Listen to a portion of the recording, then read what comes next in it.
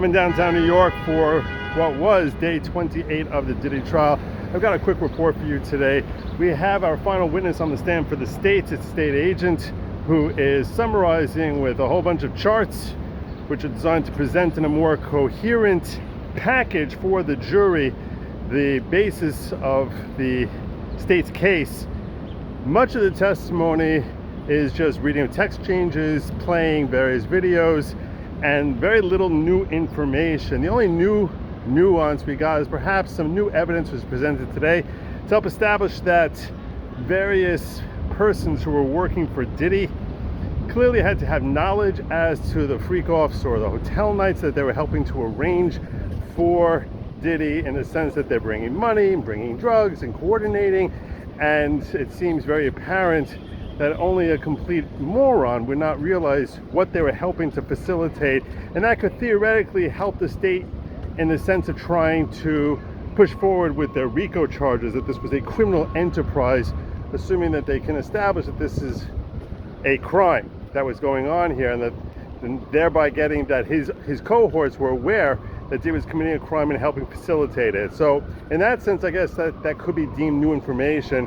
We started our cross-examination, and what we have with Tenny Garagos, who's questioning the state agent, is trying to establish that Jane certainly seemed like she enjoyed the company of the people who were there. A lot of text exchanges between Jane and Cabral, one of the performers, as well as other performers, and between Jane and Diddy, where she seems to be expressing via text message her enjoyment of the activities that Diddy would arrange for her. Now, obviously, the state wants the jury to believe that this was all an act that Jane was putting on.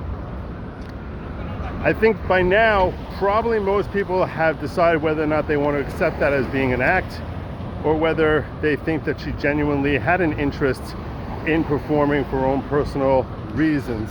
So it's hard to imagine that many minds were changed today. I've spoken to several people who are inside the courtroom with the jurors, and they say the jury's asleep. They think that the jury is asleep, and you might think that that makes today a total waste of time, and I will tell you from a legal perspective, not really, in the sense that a part of the objective of bringing this witness on is to introduce evidence in a cohesive and digestible manner that the state is hoping that the jury will be able to use during the deliberations. So even if they're not really paying much attention now, it gives them something to sort of look back at, to try and piece together, if you're one juror trying to convince another as to Diddy's guilt, that would give you basically a timeline to sort of put things together to try and make it more digestible for a fellow juror to convince them that they should convict. And that's likely why they're here, meaning that the reason that we have this witness is less about trying to convince someone today, but to arm a potential juror during deliberations to convince fellow jurors that they should go along with conviction. That's the feel that I get from this, because the testimony itself is tedious, and it's not, if anything, it seems like it's making sympathy start to swing further toward Diddy. So they're supposed to wrap up completely tomorrow. It seems as if defense may not even put up any witnesses. They say there's some exhibits that they plan on submitting. We're supposed to be having an Article 29 argument. To me, that's going to be the most interesting part of this case, what we have left. We have Article 29, which is excuse me, I said article, it's Rule 29, Federal Rules of Criminal Procedure, which is going to be a motion for a directed verdict. Now, the defense will be putting on, the judges already allotted time, they were expecting on Wednesday to be getting this Rule 29 motion. A directed verdict would mean that the defense is going to say, before we start our case, we'd like the judge to come in and decide that one or more of these charges, that he's going to direct a verdict, an acquittal in favor of the defendant, saying that no reasonable jury could possibly convict based on the evidence that was presented. Now, when you're defense counsel, you bring that motion, you do not expect to win it. Everyone expects that the judge is going to deny the motion, but it's a necessary step so as not to commit malpractice, because at some point later on, it becomes an appealable matter. If something gets knocked out, it's just a lot of bases to try and there's only upside in bringing a motion under Rule 29, and there's no downside. So the judge has anticipated that. There's a lot of time for that, which is supposed to be on Wednesday. Excuse me, that should be tomorrow. That should be tomorrow. And then after you finish that tomorrow, then we're going to have on Wednesday, we'll have the defense case. And then on Thursday, we're supposed to be going right into closing arguments, which are supposed to be 4 hours apiece. 4 hours apiece. 8 hours straight. 4 hours for the state, 4 hours of defense on closing arguments that are supposed to be set for Thursday.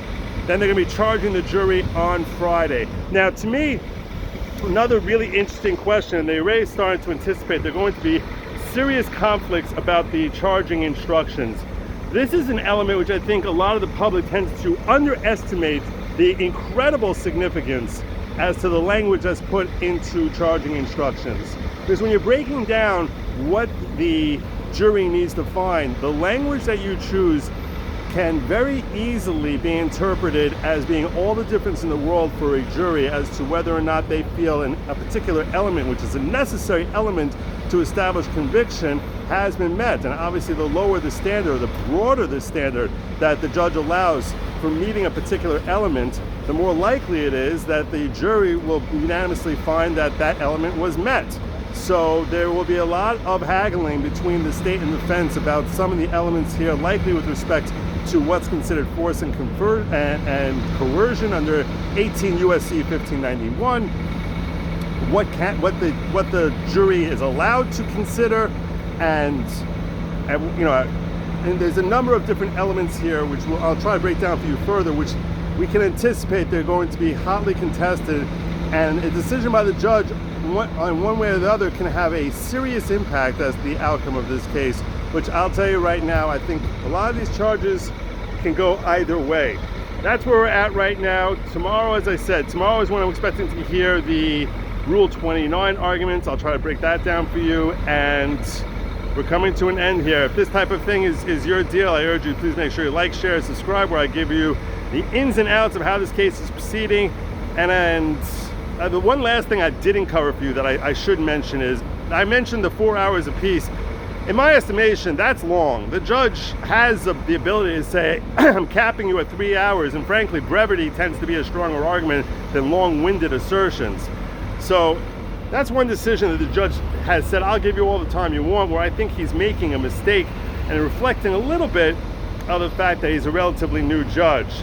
It's not an egregious error, it's just, it ends up being punishing to all the viewers, including the jury.